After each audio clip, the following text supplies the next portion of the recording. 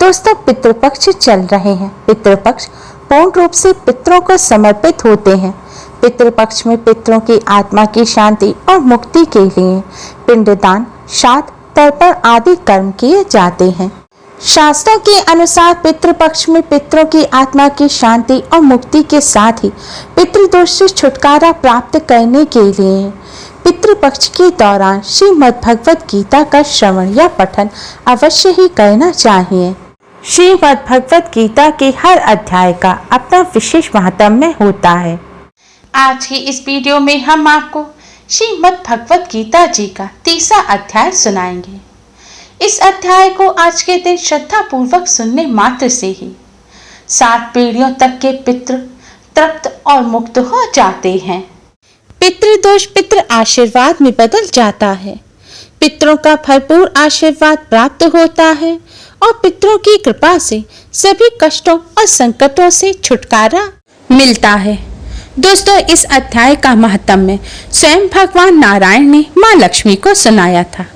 भगवान नारायण माँ लक्ष्मी से बोले, एक शूद्र अकेला ही वन में रहता था।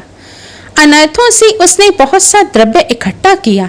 किसी कारण से वह द्रव्य जाता रहा। अब वह शूद्र बहुत चिंतित रहने लगा। किसी से पूछता कि ऐसा कोई अंजन बताओ जिसे नेत्र में डालकर पृथ्वी का पदार्थ निकाल लूं। तब किसी ने कहा, मांस मदिरा खाया पिया करो। वह खोटा कर्म करने लगा।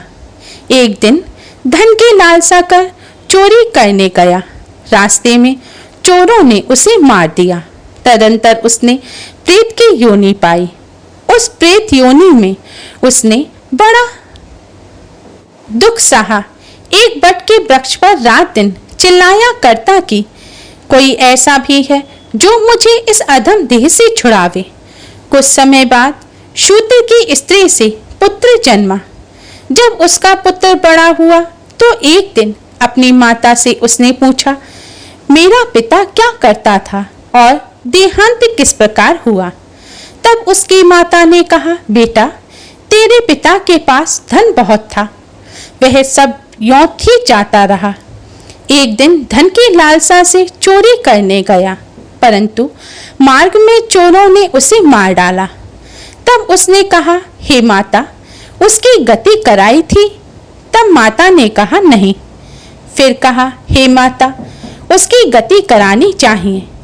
यह कहकर वह पंडितों से पूछने लगा और प्रार्थना करे, हे स्वामी, मेरे पिता एक दिशा में जाकर मृत्यु को प्राप्त हुए हैं, उनका उद्धार किस प्रकार होवे? तब पंडितों ने कहा, तू गया जी जाकर उसकी गति कर, तब पितरों का उद्धार होगा। यह सुन माता की आज्ञा लेकर गया जी को गमन किया। प्रयागराज का दर्शन स्नान करके फिर आगे को चला। रास्ते में एक वृक्ष के नीचे बैठा। वहां उसको बड़ा भय हुआ। यह वही वृक्ष था जहां उसका पिता प्रेत की योनि को प्राप्त हुआ था। उसी जगह में चोरों ने उसको मारा था। तब उस बालक ने अपना गुरु मंत्र पढ़ा। उसका एक और भी नियम था। वह एक अध्याय गीता जी का भी नित्य पाठ किया करता था। उस दिन उसने श्री गीता जी के 3वें अध्याय का पाठ उस वृक्ष के तले बैठकर किया। वह उसके पिता ने प्रेत की योनि में सुना। सुन के उसकी प्रेत देही छूट गई, देव देही पाई। स्वर्ग से विमान आए और वह विमान पर चढ़कर उसके सामने आया और आकर आशीर्वाद दिया और कहा, हे पुत्र, मैं तेरा पिता हूँ जो मरकर प्रेत हुआ था। इस तेरे पाठ करने से मेरी ये देव देही हुई। अब मेरा उद्धार हुआ है। अब तू गया जी में अपनी खुशी से जा। इतना सुनकर पुत्र ने कहा, हे पिताजी, कुछ और आज्ञा करो जो मैं आपकी सेवा करूं। तब उस देव देही ने कहा, देख, मेरी 7 पीढ़ियां पिता नरक में पड़ी हैं, बड़े दुखी हैं। अब तो श्री गीता जी के 3वें अध्याय का पाठ करके उनको इस दुख से मुक्ति प्रदान कर। इतना वचन कहकर वह देव देही स्वर्ग को गई। तब बालक ने वहां 3वें अध्याय का पाठ किया और सब पितरों को पुण्य देकर वैकुंठगामी किया। जो प्राणी श्री गीता जी का पाठ करे या श्रवण करे, उसका फल कहाँ तक कहें, कहने में नहीं आ सकता। तब नारायण जी ने कहा, हे लक्ष्मी, यह 30वें अध्याय का जो फल मैंने तेरे लिए कहा है, सो तूने सुना है। दोस्तों, गीता जी के 30वें अध्याय का महात्म्य सुनने के बाद आइए अब हम सभी सुनते हैं श्री गीता जी का 30वां अध्याय।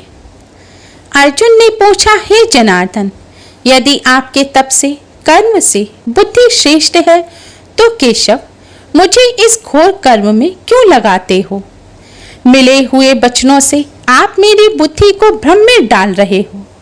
निश्चय करके मुझे बतलाइए, जिससे मैं कल्याण को प्राप्त हूँ। श्री कृष्ण जी बोले, हे निष्पाप अर्जुन, मैं पहले समझा चुका हूँ कि इस लोक में 2 प्रकार की निष्ठा कही है। एक तो सांख्य वालों का ज्ञान योग और दूसरा योगियों का कर्म योग। कर्मों का प्रारंभ ना करने से ही कोई निष्कर्म नहीं कहलाता और कर्मों का त्याग करके संन्यास करने से ही किसी को सिद्धि नहीं मिल जाती। मनुष्य क्षण भर भी कर्म किए बगैर नहीं रह सकता। प्रकृति के गुण ही सब मनुष्यों को कुछ न कुछ कर्म करने में लगाते हैं। जो अज्ञानी कर्मेंद्रियों को रोककर आत्मचिंतन करने के बहाने विषयों की चिंता करता है, वह पाखंडी मिथ्याचारी कहलाता है। हे अर्जुन, जो इंद्रियों को मन से दमन कर और विषयों में प्रवृत्त न होने देकर उनसे कार्य लेता है, वह कर्म योग का अभ्यास कहलाता है और श्रेष्ठ कहलाता है। अपने धर्म के अनुसार नियमित कर्म करो, क्योंकि कर्म ना करने से कर्म को करना अच्छा है। बिना कर्म किए तुम्हारे शरीर का निर्वाह नहीं हो सकता।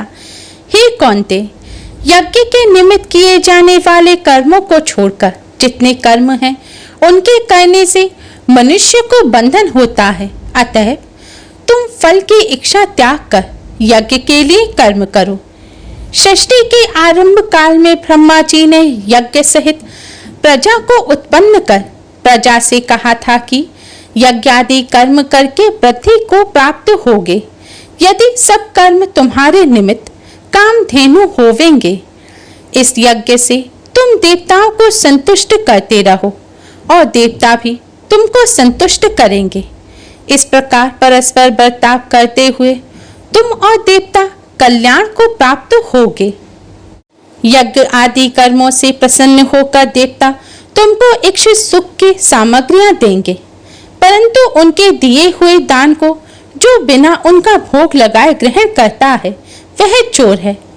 पंचमहायज्ञ करके जो शेष बचा हुआ भोग ग्रहण करते हैं, वे सब पापों से मुक्त हो जाते हैं। और जो अपने निमित्त ही अन्न पकाते हैं, वे पापी पुरुष पाप का ही भक्षण करते हैं। अन्न से ही प्राणियों की उत्पत्ति होती है। अन्न मेघ से उत्पन्न होता है। मेघ यज्ञ द्वारा जल बरसाता है और यज्ञ की उत्पत्ति कर्म से होती है। कर्म की उत्पत्ति ब्रह्म से हुई है और ब्रह्म अक्षर परमात्मा से। इस कारण सदा सब पदार्थों में रहने वाला जो ब्रह्म है, वह सब यज्ञों में प्रस्तुत है। हे पार्थ, इस प्रकार चलाए हुए कर्म के चक्र के अनुसार जो नहीं चलता है, वह पापमय है। जो पुरुष आत्मा में ही रत रहता है और आत्मानंद अनुभव से तृप्त रहता है, उसे कुछ भी कार्य शेष नहीं। वह कोई कर्म करे या ना करे, उसको कोई प्रयोजन अथवा लाभ नहीं है और किसी प्राणी से अपना लाभ कराने की भी उसे कोई आवश्यकता नहीं। इसलिए तुम भी फल की प्राप्ति इच्छा त्याग कर कर्तव्य पालन करते रहो, क्योंकि फल की इच्छा को त्याग कर्म करने वाला पुरुष मोक्ष को प्राप्त होता है। राजा जनक आदि ने भी कर्म सिद्धि पाई है। इसी प्रकार तथा लोक संग्रहण को देखते हुए भी तुमको कर्म करना उचित है। श्रेष्ठ पुरुष जिस जिस कर्म का आचरण करता है, दूसरे मनुष्य उसी मार्ग पर चलते हैं और वह जिसको प्रामाणिक मानते हैं, उसी के अनुसार सब उत्तम मानते हैं। हे पार्थ, मुझको तीनों लोकों में कुछ भी कर्म शेष ना रहा और ना कोई अप्राप्त वस्तु प्राप्त करनी है। फिर भी मैं कर्म करता ही रहता हूँ। यदि हम ही आलस्य रहित होकर कर्मों को नहीं करेंगे तो मनुष्य हर प्रकार से हमारे ही पथ का अनुकरण करेंगे। जो मैं ही कर्म ना करूं तो सब लोग भी ना करने से नष्ट हो जाएंगे। इससे मैं ही वर्ण शंकरों के उत्पन्न करने का हेतु बनकर प्रजा को नष्ट करने वाला समझा जाऊंगा।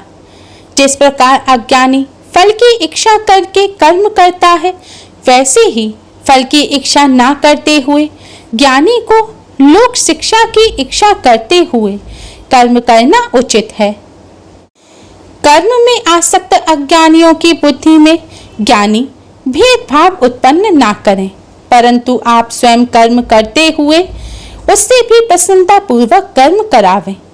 हे अर्जुन, सब कर्म प्रकृति के गुण से ही उत्पन्न होते हैं, परंतु जिनकी बुद्धि अहंकार से भ्रष्ट है, ऐसे मूर्ख लोग समझते हैं कि हम करता हैं, परंतु जो गुण और कर्म के विभाग को सच्चा तत्व जानता है, वह ज्ञानी पुरुष यह समझकर इसमें आसक्त नहीं होता कि गुणों का यह खेल आपस में हो रहा है।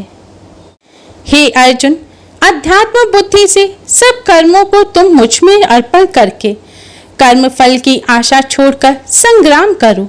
जो पुरुष श्रद्धा पूर्वक मेरे वचनों पर दोष दृष्टि ना करके मेरे इस मत के अनुसार आचरण करते हैं, वे लोग कर्म बंधन से निश्चय मुक्त हो जाते हैं। और जो अज्ञानी इस मत पर दोष दृष्टि करते हुए इसको ग्रहण नहीं करते, वे संपूर्ण ज्ञान से रहित हैं। उनको नष्ट हुआ जानो। अपना कठिन धर्म भी दूसरों के सहज धर्म से हितकर होता है। स्वधर्म में मरना भी कल्याण कारक है, परंतु अन्य धर्म भयानक है।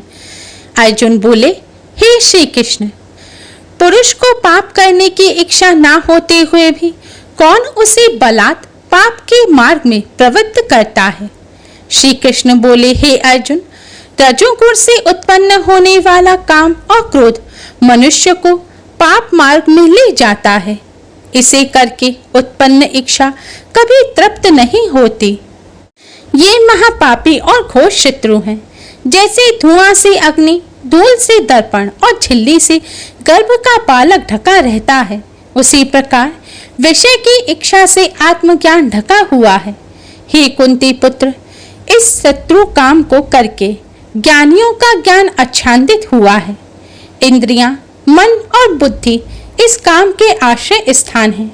इनके सहारे विषय की इच्छा ज्ञान को आच्छादित करके जीव को मोहित कर लेता है। अतः तुम सर्वप्रथम इंद्रियों को वश में करके ज्ञान और विज्ञान को नष्ट करने वाले इस पापी काम को जीतो। कहते हैं कि इंद्रियां प्रबल हैं और इंद्रियों से भी प्रबल मन है। इस प्रकार जो बुद्धि से परे है, उस आत्मा को जानकर निश्चयात्मक बुद्धि द्वारा मन को निश्चल करके, हे महाबाहो, तुम इस दुर्धर शत्रु काम को जीत लो। दोस्तों, इस प्रकार श्री गीता जी का 30वां अध्याय समाप्त हुआ। आज के दिन श्री गीता जी के 30वें अध्याय का श्रवण करने मात्र से ही 7 पीढ़ियों के पितृ भी तर जाते हैं। आज के दिन श्रद्धा पूर्वक इस अध्याय का श्रवण करने मात्र से ही पितृदोष पितृ आशीर्वाद में बदल जाता है और पितरों की कृपा से सभी कष्टों और संकटों से छुटकारा मिलता है। उम्मीद है आपको हमारी ये वीडियो पसंद आई होगी। प्लीज लाइक करें, हमारी इस वीडियो को अपने फ्रेंड्स और रिश्तेदारों में ज्यादा से ज्यादा शेयर करें, जिससे वह भी इसका लाभ उठा सके। हमारी और भी वीडियोस के लिए हमारे चैनल को सब्सक्राइब करना ना भूलें। Thanks for watching. Radhe Radhe.